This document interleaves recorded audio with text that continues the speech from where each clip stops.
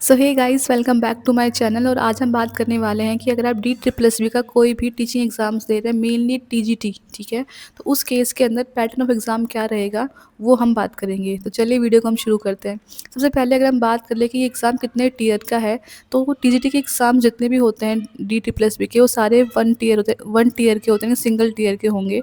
Time आपको मिलता है 2 घंटे का।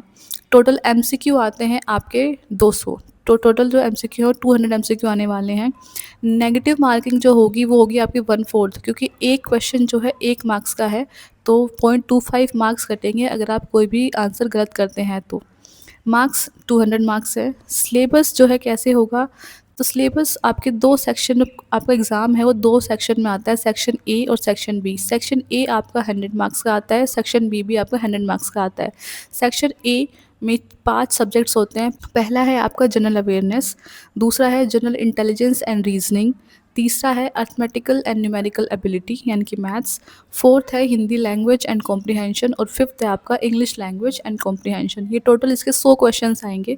20 क्वेश्चन आएंगे एक के, 20 आएंगे मैथ्स के, 20 आएंगे जनरल अवेयरनेस के, 20 आएंगे रीजनिंग, 20 हिंदी एंड 20 इंग्लिश। ऐसे करके टोटल 100 क्वेश्चंस हो गए हैं। और ये आपके जो है 100 मार्क्स के होंगे, एक क्वेश्चन 1 नंबर का होगा। बात कर लेते हैं सेक्शन बी की। सेक्शन बी जो होगा वो आपका कंसर्न सब्जेक्ट जो है उसका आएगा। मान लीजिए अगर आप साइंस का एग्जाम दे रहे हैं तो साइंस के क्वेश्चंस आएंगे, सोशल साइंस का दे रहे हैं सोशल साइंस के क्वेश्चंस आएंगे, इंग्लिश का दे रहे हैं तो इंग्लिश के क्वेश्चंस आएंगे। जो भी आपका कंसर्न सब्जेक्ट है उसका पार्ट बी यानी सेक्शन बी आपका होता है। सेम वहाँ पर भी 100 क्वेश्चंस आएंगे, एक क्वेश्चन 1 मार्क का होगा और नेगेटिव मार्किंग 0.25 होगी, ठीक है। और आपका एग्ज़ाम्स जो है वो बाइलिंगुअल आता है, तो इंग्लिश हिंदी जो भी आप लैंग्वेज सेलेक्ट करना चाहते हैं वो आप कर सकते हैं, लेकिन इंग्लिश इंग्लिश में आएगा और हिंदी हिंदी में आएगा, बस ये है। बाकी जो भी क्वेश्चंस है वो आपको बाइलिंगुअल मिलेंगे।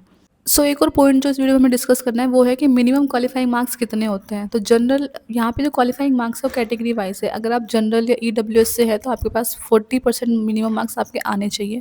अगर आप ओबीसी कैटेगरी से बिलोंग करते हैं, ओबीसी दिल्ली की बात हो रही है, तो 35% इज़ द क्वालिफाइंग मार्क्स। अगर आप एससी एसटी या पीएच कैंडिडेट्स हैं तो 30% जो है क्वालिफाइंग मार्क्स है। लेकिन अगर आप एक्स सर्विसमैन हैं तो आपको मिनिमम 5% रिलैक्सेशन मिलता है डिपेंडिंग अपॉन योर कैटेगरी से। मान लीजिए अगर आप जनरल के हैं तो वहाँ पे आपको 40% मिलता है, तो आपको वहाँ 5% रिलैक्सेशन और मिल जाएगा, यानी कि आपको 35% भी आप जो क्वालिफाई कर लोगे। तो अगर आप एक्स सर्विसमैन है तो जो भी आपकी कैटेगरी से आप बिलोंग करते हैं वहाँ पे एक्स्ट्रा आपको 5% रिलैक्सेशन मिल जाता है, ठीक है।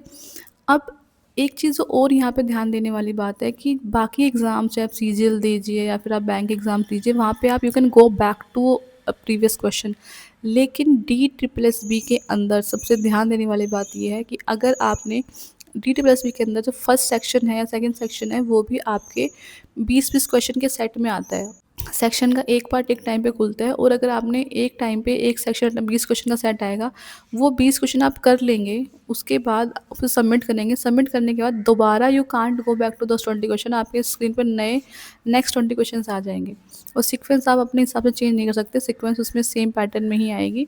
सो इसमें मेन और ध्यान देने वाली बात ये है, क्योंकि टाइम मैनेजमेंट यहाँ वहाँ होता है, हमें लगता है हम बाद में आगे अटैम्प्ट कर लेंगे क्वेश्चंस, लेकिन ऐसा नहीं होता। एक और 20 सेट क्वेश्चंस आ गया वो हो गया, you can't go back to those questions, you will be given certain new set of questions, आप वहाँ पे जाके करेंगे। सो ध्यान देना, जब आप क्वेश्चन सोल्व कर रहे हो तो वो 20 क्वेश्चन आराम से करने के बाद ही आप नेक्स्ट पे क्लिक करना, ठीक है, because you can't go back to the previous questions. So this is it for the video.